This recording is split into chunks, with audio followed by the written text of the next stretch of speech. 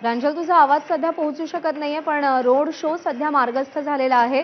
पुढच्या काही मिनिटांमध्ये पंतप्रधान नरेंद्र मोदी यांचं रामकुंड इथे आगमन होईल आणि त्यानंतर ते काळाराम मंदिरामध्ये प्रभू श्रीरामांचं दर्शन घेतील। सध्या आपण जे दृश्य पाहतोय ही दोन दृश्य आहेत। पंतप्रधान नरेंद्र मोदी यांचं आगमन झालंय, त्यांच्या स्वागतासाठी विविध कला प्रकार सादर केले जात आहेत आणि जी दुसरी दृश्य आहेत त्यामध्ये तीन पावली नृत्य हा जो तिथला स्थानिक नृत्याचा लोकप्रकार आहे, लोकनृत्याचा जो प्रकार आहे त्याची प्रॅक्टिस सुरू होती, त्याचा सराव सुरू होता आणि त्यामध्ये नाशिकचे पालकमंत्री आणि कॅबिनेट मंत्री दादा भुसे सहभागी झाल्याचं आपल्याला दिसून आलं।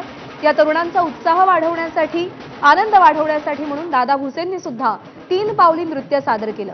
गेल्या काही दिवसांपासून पालकमंत्री दादा भुसे आणि भाजपचे नेते आणि मंत्री गिरीश महाजन पंतप्रधान नरेंद्र मोदींच्या या नाशिक दौऱ्याच्या निमित्तानं संपूर्ण तयारी करण्यामध्ये व्यस्त होते।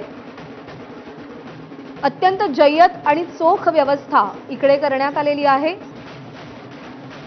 आणि तेच नाशिकचे पालकमंत्री दादा भुसे यांनी तीन पावली नृत्य सादर केलेलं आहे। त्या तरुणांमध्ये ते सहभागी झालेले। तर दुसरी दृश्य आपण पाहतोय पंतप्रधान नरेंद्र मोदी यांच्या रोड शोची।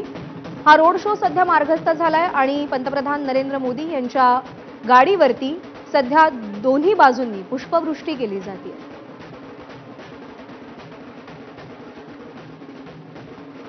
तर पंतप्रधान नरेंद्र मोदींच्या आजच्या मुंबई दौऱ्याच्या पार्श्वभूमीवर प्रशासनाकडून जय्यत तयारी करण्यात आली आहे। नाशिक नंतर पंतप्रधान मुंबईमध्ये जाणार आहेत। मुंबईतल्या झोपडपट्ट्या आणि अस्वच्छता झाकण्यासाठी मोदींच्या स्वागताच्या मोठमोठ्या बॅनर्सचा वापर करण्यात आलाय। रस्त्यांवर फुलांच्या कुंड्यांची गर्दी दिसतेय।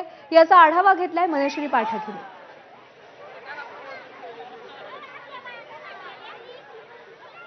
आज मुंबई नगरी ही मोदीमय झाली असं म्हणायला हरकत नाही, कारण आज पंतप्रधान